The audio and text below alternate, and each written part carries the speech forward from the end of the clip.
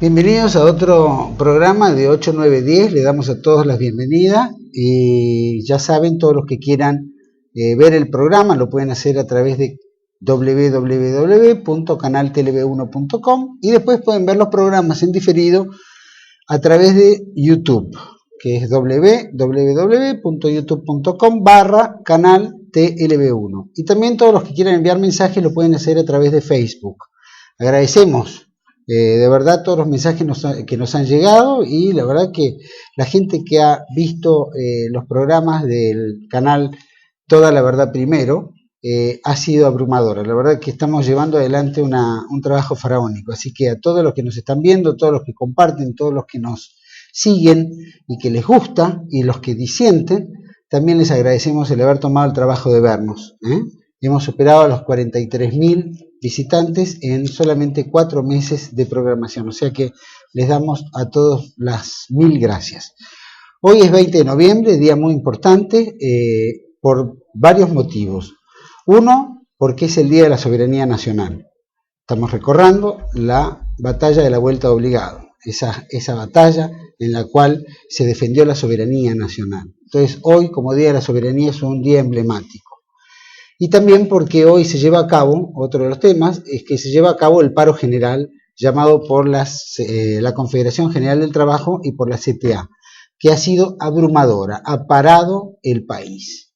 La verdad que los reclamos que hace la Unión Obrera, TLV1, los adhiere 100%, por los reclamos salariales, por su justa reclamo en que no solo se paguen los justos salarios que deben pagarse los trabajadores en un país donde el gobierno no reconoce la inflación, sino que a su vez también ese famoso impuesto tremendo que se quiere aplicar, que es el impuesto a las ganancias de los trabajadores, cosa que es una cosa aberrante en la Argentina de hoy, donde meramente se vive. Ahora vamos de lleno al programa y tengo como invitado al ingeniero civil Leonardo Castanino. Leonardo Castanino es un ingeniero civil que ha dedicado parte de esta última etapa de su vida, que no es la última, pues es un hombre joven, en el estudio de la historia, y se ha centralizado particularmente en la Confederación Argentina. Y la figura, obviamente, de la estrella de hoy, del 20 de noviembre, el Día de la Soberanía, que es don Juan Manuel de Rosas. Y por este motivo quiero presentar a Leonardo Castanino. Leonardo, muchas gracias y gracias por estar acá en 8-9-10. No, gracias a vos. Esto es un placer tenerte, porque creo que amerita que este programa lo iniciemos hablando un poco de la soberanía. Y la soberanía es tan importante en este aspecto. Aclaro, antes que nada, que escribió 3 libros. El primero que salió se llama Sombra y Verdades. Lo voy a poner de este lado para que lo puedan ver. Sombra y Verdades. No sé si lo toma la cámara. Perfecto. Sombra y Verdades. Y ha escrito otros 2 libros. Uno que se llama La Ley y el Orden, que trata obviamente sobre la época de don Juan Manuel de Rosas. Y La Guerra del Paraguay, que lleva como título La Triple Alianza en contra o contra los países del Plata. Así que, bueno, tres trabajos de investigación y de recopilación muy, muy interesantes. Te felicito. Bueno, gracias. Bueno, Leonardo, vamos a nuestra audiencia cibernética, que es la que nos ve generalmente esta programación. ¿Qué fue el 20 de noviembre? ¿Qué fue ese Día de la Soberanía? ¿Qué simboliza? Bueno, para mí el 20 de noviembre es, digamos, un eslabón más en la cadena que hubo de lucha, digamos, o sea, por destruir la soberanía, por dividir, digamos, al Río de la Plata, o sea, en general en realidad es una lucha que venía, digamos, contra todas las colonias españolas, particularmente en el Río de la Plata. Y pienso que Vuelta Obligado fue un eslabón más. Ya había empezado a partir de 1810 con la separación o 1811, la separación de Paraguay, el Alto Perú, luego Uruguay. Hubo un intento también de separar la Mesopotamia. Brasil ya se había quedado en 1801 con Mato Grosso, con Río Grande do Sul. Y bueno, había muchas fuerzas interesadas en esa separación. El imperio inglés, el francés, que aunque estaba más en decadencia, el imperio de Brasil, que durante siglos buscaba el avance sobre el Río de la Plata para tener acceso al río, o sea, ser parte del Río de la Plata, y además los unitarios que siempre fueron socios o cómplices de todo ese avance. Sobre todo en la época de Rosas, por el odio a Rosas se unían al al extranjero, claro. Inclusive digamos... ¿Cuál es la diferencia entre unitarios y federales? ¿Qué es lo que los marca entre uno y otro? Bueno, si lo quisiéramos simplificar, diríamos que el unitario es la defensa el federal es la defensa del territorio, digamos, de lo autóctono, y el unitario veía más hacia afuera. El federalismo en realidad es, digamos, un sistema que es la autonomía de las provincias, que Buenos Aires no le convenía, porque Buenos Aires a partir de 1810 se sintió la heredera del Reino de España, digamos. Claro. Entonces, Bueno, era el virreinato legítimo, ¿no? claro, pero después las provincias querían hacer un sistema de gobierno, digamos, un confederado, donde cada una tuviera o sea, respetara su autonomía y que no hubiera ninguna sobre las demás. En cambio, Buenos Aires pretendía ser ella la cabeza de Tanto es así que a partir de 1810, a las provincias que no se adhirieron, les mandó incluso ejército, como fue el caso de Paraguay, que lo mandó a Belgrano, que bueno, fue derrotado. Francia ahí fue el primero que propuso una confederación basándose en su...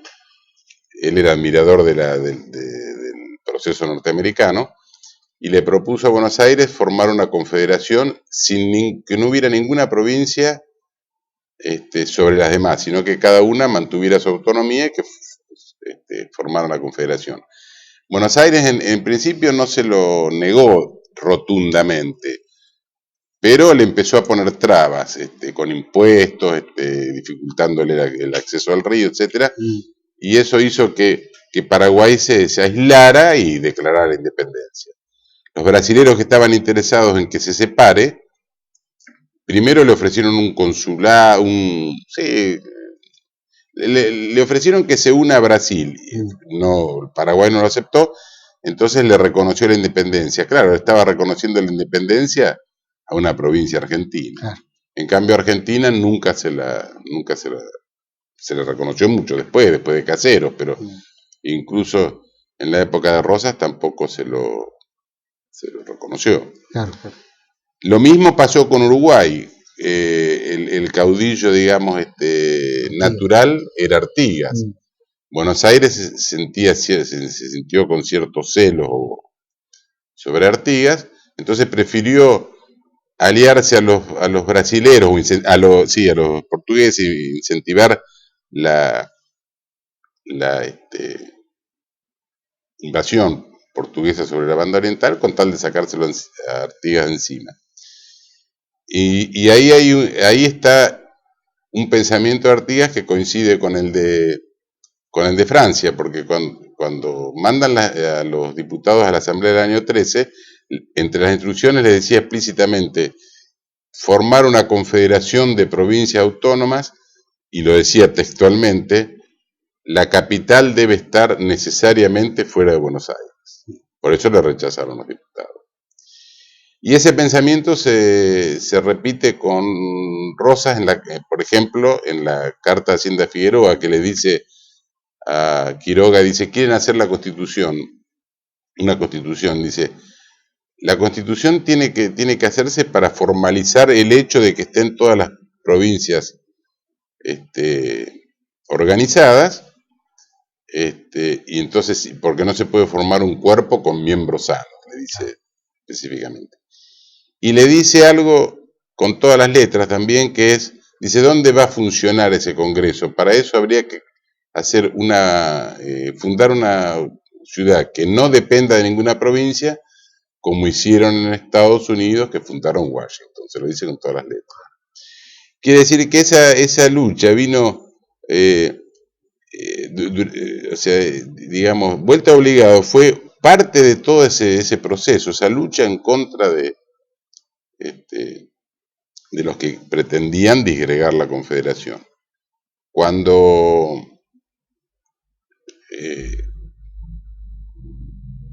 se puede ver claramente que durante la época de Rosas no hubo prácticamente ningún día que no hubiera una batalla, un combate, un atentado, o sea, fue permanente. Hasta que en Caseros se une Urquiza con los brasileros, incluso, aunque no participó directamente, los paraguayos y parte de Uruguay en contra de Rosas. Cuando cae... Claro. Y yo te pregunto en este aspecto, desde que, digamos, la última etapa virreinal, hasta la batalla de Caseros, ¿en cuántas oportunidades estuvo siempre en riesgo la soberanía? Más allá de que veíamos el avance de Brasil, tuvimos las invasiones inglesas en 1806-7, tuvimos a los franceses permanentemente también acosándonos, los ingleses nunca pararon, ya sea por el comercio, ya sea a través de las logias masónicas, a través de estos grupos que se iban formando, literarios, etcétera, que fomentaban el unitarismo. ¿Siempre estuvo en riesgo la soberanía? ¿Siempre? ¿Cuántas veces yo creo has visto sí, bueno, cuántas no sé si te podré enumerar, pero yo creo que sí. Empezando, los ingleses, por ejemplo, decían, nosotros no tenemos eternos amigos, sino tenemos intereses. Sí. Entonces, en 1825, por ejemplo, ellos lograron reconocieron la independencia a cambio de el libre comercio. Y que nuestros barcos pudieran ir al Támesis como ellos venían al Río de la Plata, como si nosotros hubiéramos podido ir. Bueno, si no fuera tan fácil una flota de la claro, que ellos eran sí, del mar, y siempre estuvo. Cuando hubo la guerra contra la Confederación Peruano-Boliviana también, porque los unitarios, a través de los de Montevideo, a través de Cuyen, pactaban con Santa Cruz que si los ayudaban a ellos, Santa Cruz podía separar las provincias del norte, o sea que ahí hubo otro riesgo. Lo mismo con la Mesopotamia, con tal de incentivar, los unitarios de Montevideo, con tal de incentivar a los ingleses y a los franceses que intervinieran, le ofrecían la separación de la Mesopotamia. Incluso Urquiza estuvo también en esa, Fructuoso Rivera lo pretendía, o sea que estuvo en riesgo muchas veces. Y una de ellas fue la de la batalla de Vuelta Obligado. Incluso el bloqueo francés, la batalla de Vuelta Obligado, una serie de hechos. ¿Y ahí se termina el tema del acoso contra la soberanía argentina? No, yo creo que no, porque después de Caseros, que incluso eran pactos anteriores, Urquiza libera la navegación de los ríos, reconoce la independencia paraguaya, o sea que cede todo lo que habían estado buscando. Incluso ahí la hegemonía de Buenos Aires, de Buenos Aires con el interior, se ve también, porque incluso estuvo separada Buenos Aires del resto de la... después pactan en Cepeda y en Pavón, hay un pacto callado ahí entre Mitre y Urquiza, no tan callado, porque Mitre incluso declara, dice, cuando nos juntamos en el templo, el genio invisible batió las alas, y ganamos la batalla de Pavón, más o menos eso, dice. ¿Y quién era el templo? No sé quién era, pero... El genio de las alas. Sí. El genio no sé quién era, porque yo en esa tenida no estuve, pero... El gran arquitecto, Sí, el gran arquitecto. Los grandes masones, como eran los dos. Sí. Entonces, ahí en realidad lo que pactan ellos es que Mitre iba a quedar en la Urquiza iba a quedar en la Mesopotamia, digamos, como sin que lo toquen, y Mitre, y también con Sarmiento, sojuzgaban a todas las provincias del interior, cambiaron gobernadores, persiguieron a los federales. Y no fue más que la continuación, porque Mitre incluso dice,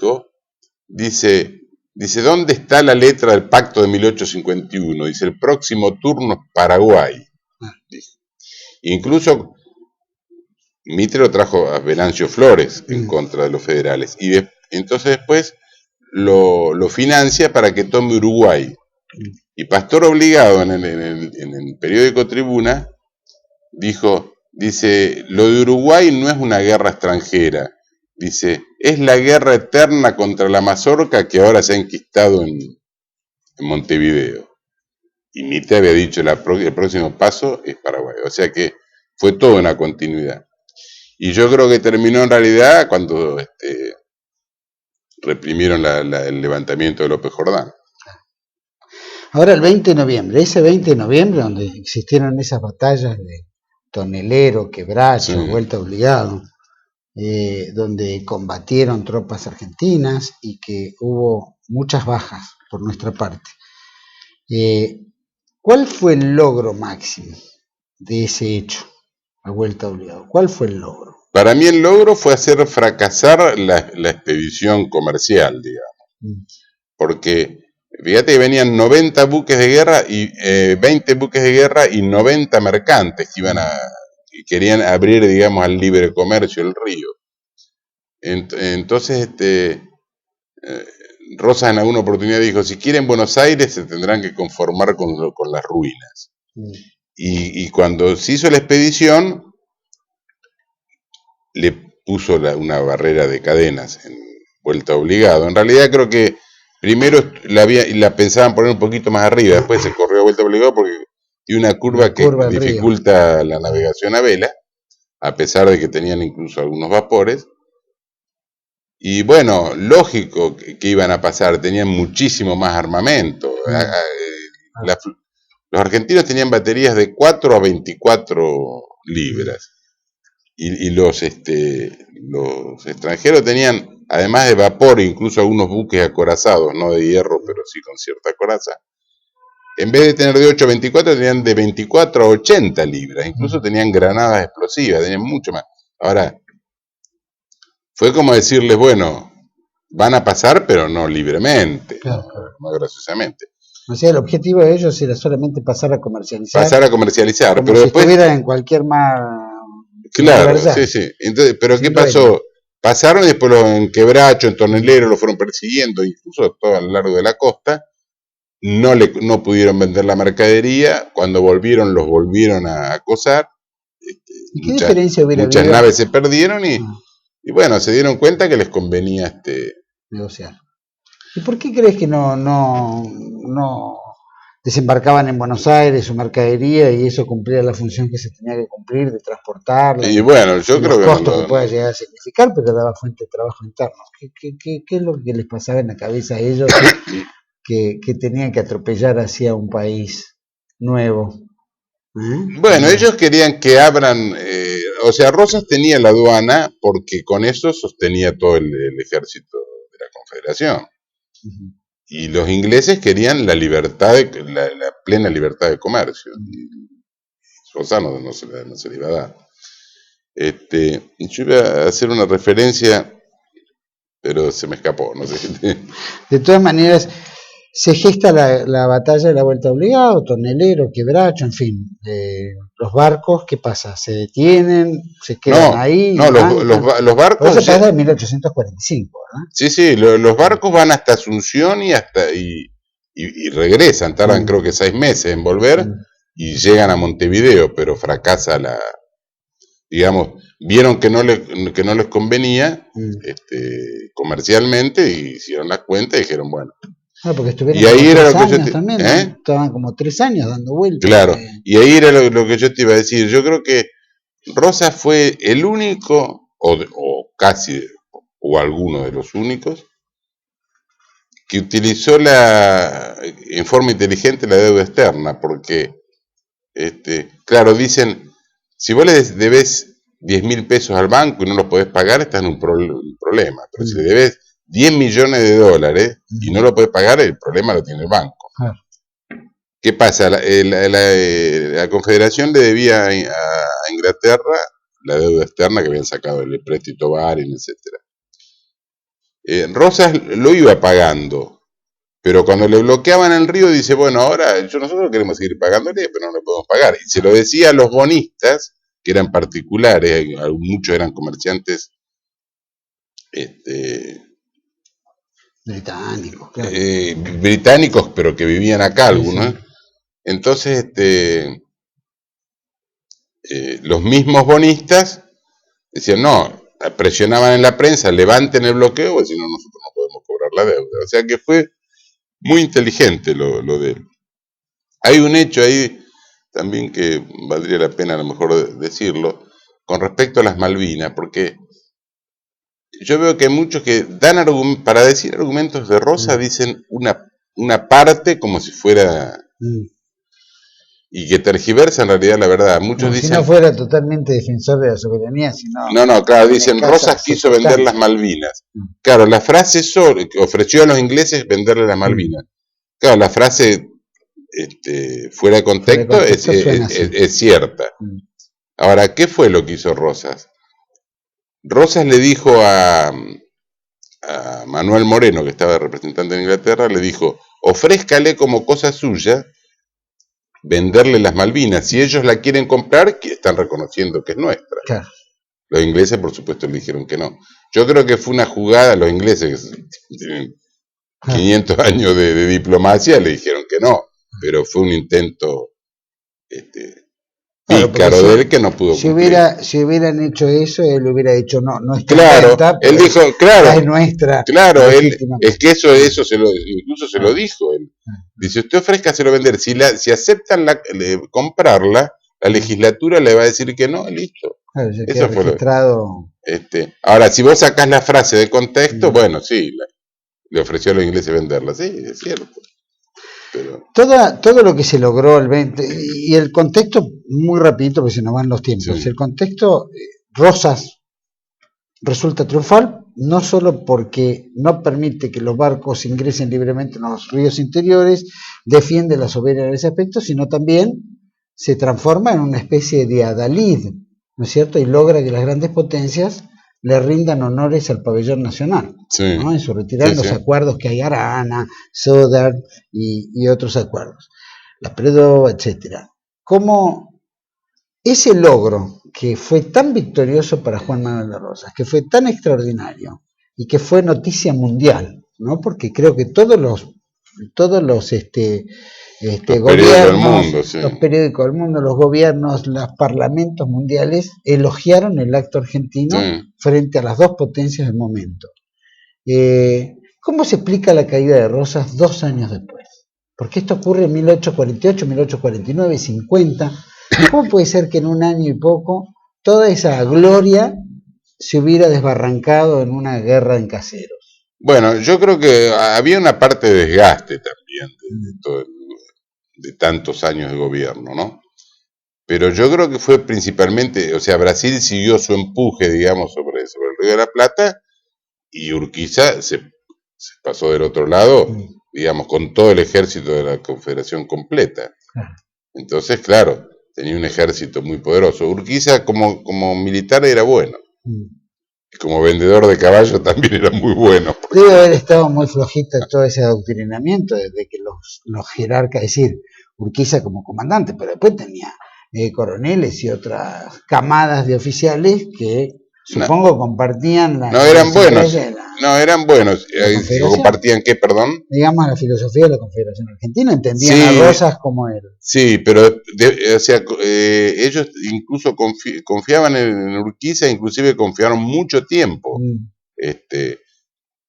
Por ejemplo, cuando los brasileños atacaban Paysandú con la complicidad de Buenos Aires, porque acá también le cargaban los barcos de bombas, los entrerrianos le pedían que por favor los deje cruzar para defender a los hermanos uruguayos, incluso hubo algunos que cruzaron. El hijo de Urquiza incluso cruzó. Sin embargo, Urquiza no decía nada. Incluso cuando Mitre tomó todas las provincias, lo mataron al Chaco, etcétera, al Chacho Peñalosa y todo, Urquiza estaba impávido, no decía absolutamente nada. Urquiza siempre estuvo con un pie en cada canoa, a ver a qué lado le convenía volcarse. Probablemente en todas las canoas cerradas, porque creo que todas las cuestiones que estuvo y que yo veía al pueblo entrerriano, haberlo leído, ¿no? Que es tan patriota el pueblo entrerriano, con tanto coraje, con tanta fuerza, que de repente en las principales victorias que acompañaban a sus comandantes, sí, que terminaba claudicando, debe haber sido tremendo para el pueblo entrerriano. Es que el pueblo entrerriano era, además, tenía una caballería muy buena. Cuando la guerra de Paraguay, los querían reclutar y cuando se daban cuenta que iban contra Paraguay en vez de contra Brasil, se daban vuelta. Incluso hubo hasta fusilamientos con tal de aplacar, digamos. El pueblo entrerriano siempre fue patriota, incluso hasta después con López Jordán también. Dice que no se atrevan a tocar suelo entrerriano, o sea, lo que pasa es que claro, por ejemplo López Jordán peleaba con armas antiguas y acá traían los fusiles de última generación, fue todo el Ejército Nacional, pero la caballería, digamos, entrerriana fue siempre muy buena. En Pavón a Mitre le pegaron una corrida hasta Luján, que le mandaron un chasque, digo, vuelva que hemos ganado. En realidad, más que ganar, se había retirado. Siempre se decía de Mitre que era el único general argentino que estuvo en todas las batallas, pero siempre del lado enemigo. Sí, no, además dice que es el único que perdió hasta un desfile. Porque, sí. Además, yo creo que...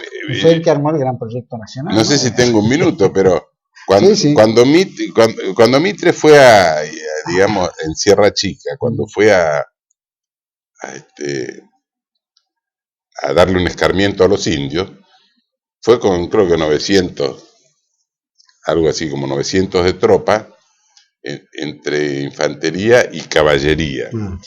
Pero lo agarraron 500 indios ahí cerca de Sierra Chica, le comieron hasta los caballos, y entonces se volvieron a pie. Yo digo, es la única caballería que vuelve como caballería, como infantería.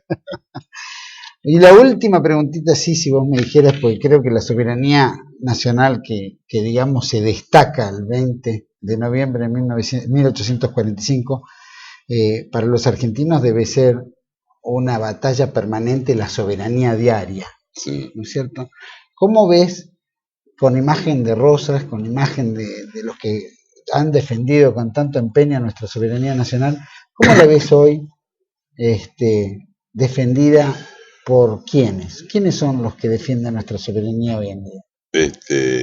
La verdad que no sé, pero yo creo que el federalismo, el golpe duro, digamos, que sufrió fue a la caída de Rosas, y terminó con López Jordán. Y de ahí en más, yo creo que todos los, podrá haber alguna excepción, pero todos los gobiernos han sido unitarios,